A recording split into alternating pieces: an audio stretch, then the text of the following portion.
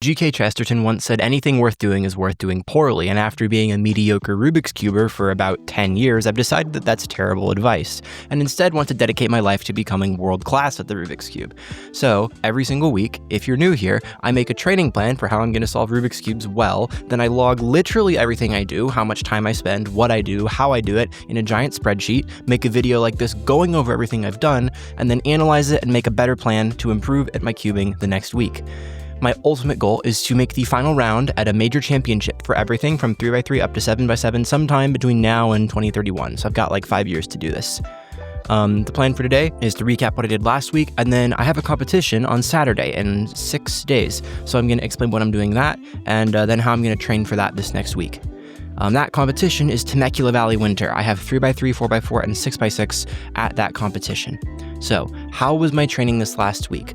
Well, I mentioned this in my previous video, but I was gone for almost the entire week. I only had 2 days of practice, and I took a complete break from cubing for the entire middle section of the week, which was awesome. I hung out with my wife, rode lots of roller coasters, enjoyed going to Disneyland, and relaxed a ton. But now I'm back at home and I'm back to work. Of those 2 days I practiced, I had to do a lot of extra work in order to take the week off. So I only got 6 hours of practice in on 3x3 and about 3 hours in on big cubes. But of that, I started timing inspection for every single one of my solves. For the last 8 weeks, I've been completely untimed on my inspection because I became dual color neutral, solving on both white and yellow, because for my entire life, I've always started with white and moved up the cube, and now I can do white and yellow evenly, and I had to have long inspection to get used to that. And then I've been getting used to planning my entire cross and first pair, which took me a lot longer than the standard 15 seconds of inspection time you get in competition. But this week, because I have a competition on Saturday, I started timing my inspection. And that was a little bit bumpy at first. I added almost a full second to my times, but within about 100 solves, I got very used to it, and I managed a solidly sub 10 average of 25 with timed inspection. I was also doing 50-ish slow solves every single day. I was doing cross +1 blindfolded, and I was also doing a lot of stuff to increase my turning. PLL time attacks, which is doing all the PLLs in a row as fast as you can, as well as doing last slot, last layer, which is one F2L pair unsolved, and you solve that and last layer as fast as you can. Some things I noticed this week. Fast inspection is really weird because it forces you to rely on instinct instead of thinking. When I have a really, really long amount of inspection, I can process every piece of information on the cube. I can go, where are all the pieces? What moves can I do that connect them together? Which ones do I like or dislike? I can weigh pros and cons in my head. And this isn't taking me minutes. This is taking me maybe 30 seconds to do. But when I have to go from pick up the cube, choose a color to start with, figure out what's in the color, map out the solution, plan the last few moves of it, and be comfortable enough with it to start the solve well, all in about 12 seconds, you can't think that hard. You have to rely on a lot of instinct. So I think I have a slide. Yeah, you need to have snap judgment, especially for color neutrality. So this is my first time ever timing inspection with the option of choosing between solving on white and solving on yellow. I've been color neutral in Pure Minx or 2x2 or Scube before, but it's very different on 3x3. And what I've noticed is the solves where I perform the best are ones where I have chosen my cross color and started inspecting on it within about 3 seconds, maybe 2. Like, pick up the cube, glance at both. If I see something good, pick it, stick with it, and just erase the potential option of switching to the other one from my brain. Every single time I pick a cross color, after like 5 seconds, the solve is pretty bad. Every time I pick a cross color, realize it's bad, and switch at 6 or 8 seconds, the solve is also really bad. I have to make an instinctive decision about which color to start with and just stick with it. There are other things about fast inspection as far as choosing a pair that I'm doing right now that are suboptimal, but they work. So I can't inspect all 4 F2L pairs completely within 15 seconds. I can maybe do one if I'm really, really locked in. So what I've ended up doing is choosing an F2L pair that's easy to inspect, but maybe not optimal. my thinking behind that is there's two options. If I have a cross that is very difficult and I can't easily find a good F2L pair to do first, option one is to not inspect that first F2L pair, solve the cross, and see what shows up. If that risk pays off, I find a good F2L pair and save 2 to 5 moves. If the risk is a negative outcome, then I have a pause for a half a second to a full second, identifying an F2L case and getting started on it. And it disrupts my flow past that point.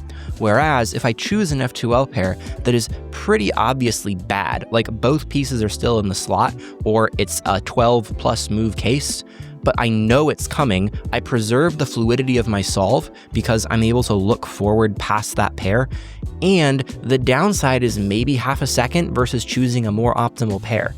So even though it is not what I want to do in the long term, I'm choosing for right now to just find an F2L pair that's easy to track and do it first, even if it's really inefficient, because at my skill level, it's the best way to get fast times for now.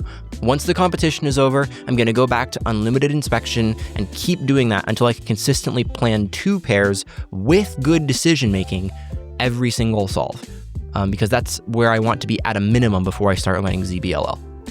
Extending my instincts is something that I briefly mentioned before, but because I can't think super hard in inspection, when it's going this fast, I have to get much better at instinctively understanding where pieces will go. So if you hand a Rubik's Cube to a beginner, they can't instinctively visualize where a piece will go after one turn. Like if you tell them, move this piece to here, they grab the one side and they try it and it doesn't work, and they grab another side and it doesn't work, and then they grab another side and it does work. A beginner has no instincts for even moving pieces through one turn. An intermediate solver has instincts for where pieces will go after like 2 turns. They can kind of foresee where it will move, like here to here. But a really high-level solver can instinctively, without explaining it, see where pieces will go after 5 or 8 moves, especially after common triggers or algorithms that they do. And I'm like halfway between intermediate and advanced. I have instinct for a lot of 4 to 8 move triggers, but not the more obscure ones. And I don't have instincts, especially for kind of odd piece movements involving the back, front, or left part of the cube. So in order to be able to inspect quickly and deeply into the cube, I have to just do so much practice that I can switch from actively thinking, how do these pieces move through inspection, and instead make it instinctive. I'm going to have a whole video coming on the progression of learning inspection because I'm realizing there's a lot of parallels to learning a second language, and there are a whole bunch of intermediate steps from when you start learning to when you're really, really good at it that fast solvers just don't know how to explain because they've been at the finished product for a super long time. So expect that video coming in the future about instincts and learning how to inspect. Oh, I learned this week, very painfully. My look ahead is absolute trash. And I don't mean that I'm bad at look ahead, I mean I don't do it. So I didn't realize how bad this is. But when I time inspection, when I start to get into like habitual flow state, I just stop looking at the next thing. If I actively tell my brain, look for the next thing, look for the next thing, look for the next thing, I do it and I'm fine at it. But it takes work to make my eyes follow the next thing instead of what I am actively solving. I don't switch my eyes off my current thing until the last 1 or 2 moves of that thing, at least habitually. So that's making me realize, man, I have a giant habit to unlearn and just rewire my cubing brain to always be looking at the next thing. The issue is not necessarily piece awareness now or knowledge of solutions, it is just the pathway that my brain chooses to follow during a solve. What does it default to? So I'm not going to think about this till after competition weekend. Trying to change a big habit like that isn't going to work. I will just have to rely on actively thinking really hard about look ahead for the next week. But I'm going to be thinking really hard about how do I change that habit? How do I rewire what I do by default? Because the fastest solvers are not even thinking about look ahead. They just do it. Maddie talks about how, no, I don't really actively think about look ahead. It just happens to me. I have to get to that point and I'm nowhere near it yet. It's not that the skills comprising look ahead are bad. It's that I don't habitually do it. Oh, and this is part of it, overcoming habits in bursts. But I'll talk more about this in a different video. Big cubes, still in maintenance mode, obviously, just like 3 hours of big cube practice this week. But I have a ton of things to work on. Mark Zimmerman sent me some coaching on 6x6 this week, and I have all that breakdown in the next slides. But I did get a 33 average of 12 on 4x4. I could have had a sub 30 average of 5, but I totally flubbed it. I had a 35 and a 38 on either end of the average. So that felt horrible, but sub 34 average of 12 is pretty solid. I'll take that. So first off, things that I'm bad at with big cubes. I'm noticing a lot of weaknesses now. One is my vision is bad. When I look at a big cube, I don't take in all the information. I just take in whatever information is obvious at first glance. So if I'm doing edge pairing and I see a block on the top front of the cube, I stop processing all the other information in the E-slice and around the top layer, and instead just go, that's what I'm working on, the block in the top middle, and then I start searching for the pieces that match with that. If I could kind of expand my vision and process what's on the periphery as well as what's in center stage, that would allow me to capitalize on tons of easy cases. I did some solve breakdowns with Mark's help of one of my 6x6 solves this week, and there were a whole bunch of times where there was a really obvious easy center case or edge case. It just wasn't the lowest friction thing. It would require me to do a rotation or to solve something on F instead of U, and I never chose it because I was just habitually choosing the lowest friction thing instead of the thing that was actually the best. And I can very easily solve this if I just expand my vision from tunnel vision to the one thing that's easiest to actually taking in all the information on the cube. The next thing that I'm doing really poorly right now is center positioning. So when I'm solving centers on 5x5 or 7x7, I tend to solve a finished center onto the front, and then I use the top face to solve the new one. I use Yao, so I kind of have to use the U face in order to solve centers, but I shouldn't be putting completed centers on the front. I should be putting them either on the bottom or the back. Now, as I was thinking about this, I was like, why am I not doing this already? This seems really obvious. Put finished pieces somewhere you can't see it. I realized that by putting solved centers on the front, I move my blind spot to being the bottom back of the cube, which is easy for me to see if I just kind of tip the cube backward. So I had a blind spot, but I knew it was there and I was used to looking ahead to it. Like it felt easy to me to look at the back of the cube over and over again. The problem is that's a really bad blind spot to have because in your default solving position, the front of the cube is solved. And because it's easier for me to look up and over the cube instead of down to the front, that's not a good enough reason to make the back and bottom my blind spot. It's an objectively worse blind spot. It's just easier to check. So instead of doing that, I need to solve my centers into the bottom or back faces. And I'll still have a blind spot in that case, right? If I solve my centers onto the back, I'll still have to tip the cube up to the bottom, but it's a better blind spot. This reminded me of foosball. I really, really like foosball. I'm extremely try-hard at it. Like I'll wrap the handles in a particular kind of tape so I can hold it correctly and do fancy shots. And professional foosball players know that however you position your men on the table, there will be an opening through them. If you're trying to protect your goal, no matter how you arrange your people, your opponent will be able to score a shot on you. So the solution is not find a position that has no blind spot. It's know where my blind spots are and choose them based on what I'm defending against. So if I'm defending against somebody who likes to shoot straight up the middle, I'm going to choose a defense that has blind spots in the corners of the goal because I'm blocking the thing that he messes up. And if I'm playing against somebody who likes to shoot bank shots into the corner, I'm going to choose something that has a blind spot in the middle because I know that he doesn't normally like to shoot that way. So with these big cube centers, I've been choosing a blind spot that doesn't cater to solving well, it caters to what's comfortable for me. What's comfortable for me is tipping the cube and checking the back. But what's objectively better for look ahead in centers is being able to see as much information as possible in your default position. It's okay if tipping the cube backwards to check the bottom is a little bit harder to do because the default blind spot is more revealing in this way. So that's a long-winded explanation that I had to get my head around this week, but it was surprisingly difficult for me to adopt this because I have so ingrained solving on the front into my habits, and I have to break that. Another one is center order. I did not realize this till I watched videos of my solving, but I always, without fail, solve my centers on the front and moving forward up over the cube. So I consistently start with green or red centers, which I also didn't know that. And when I finish the center, I put it on the front of the cube.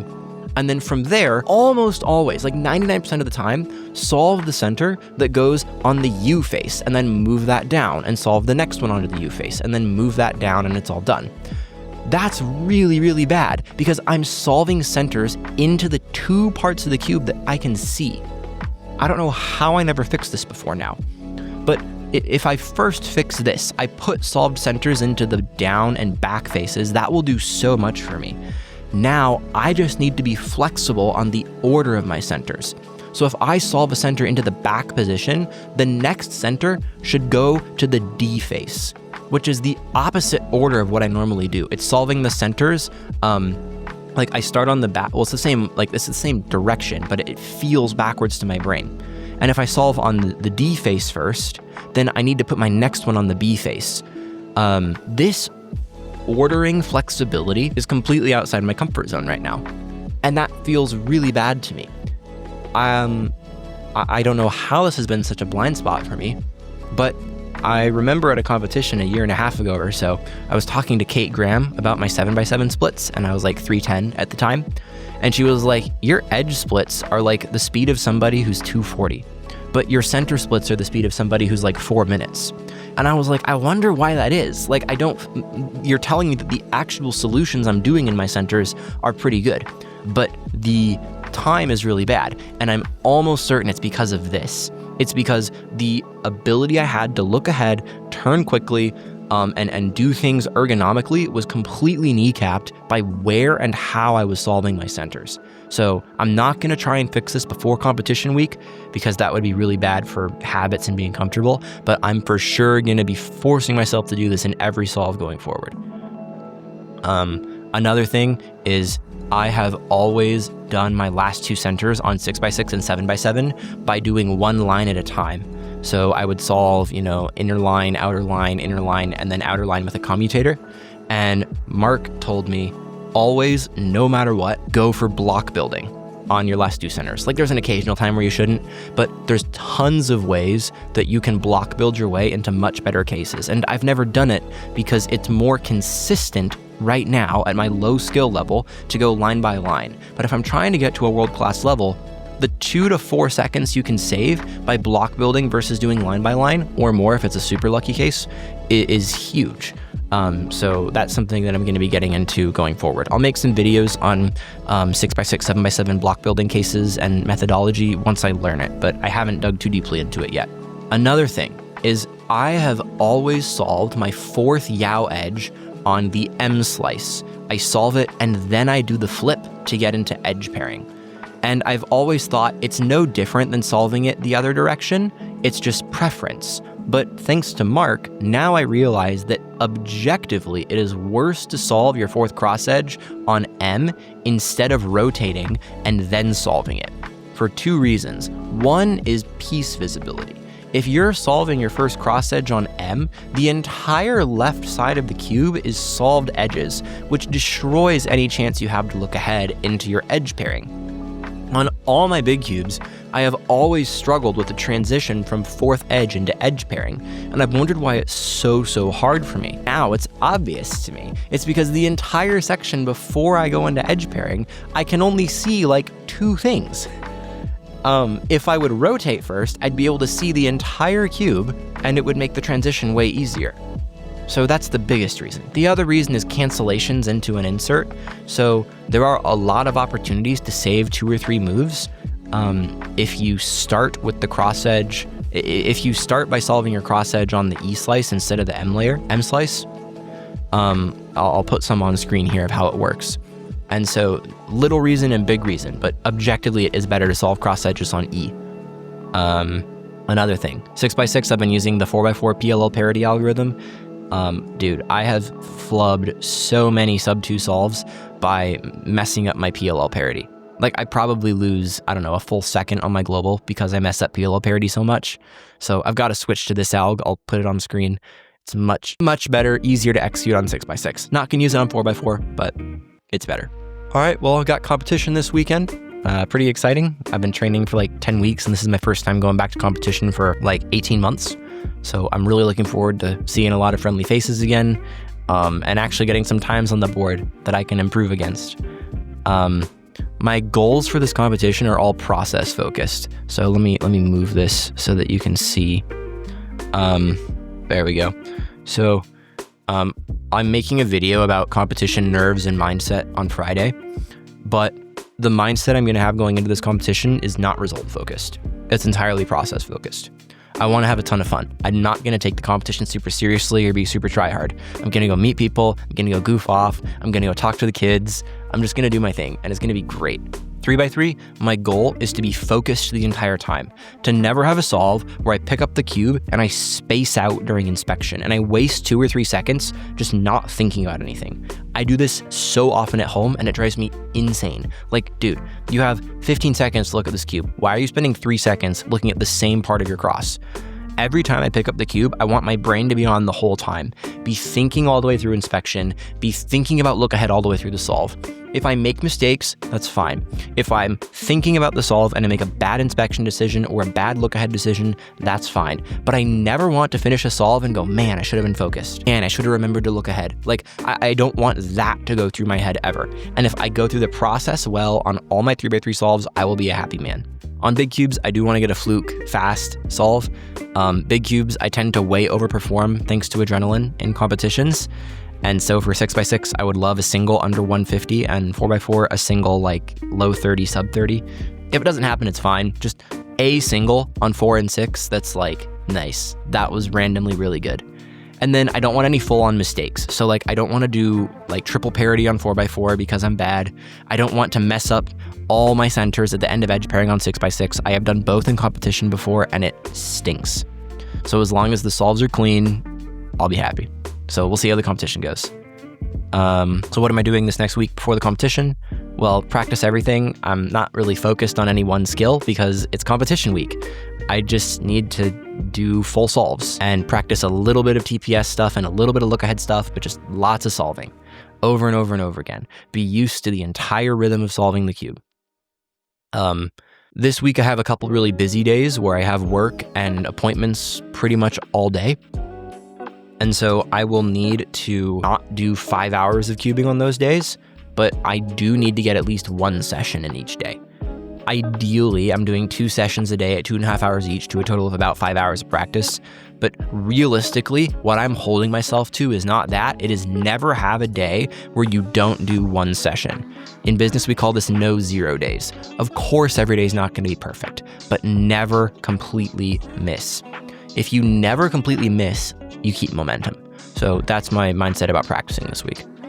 That's pretty much it. I am super stoked for the competition. I'll post on the community tab of this channel my results and how I do this week.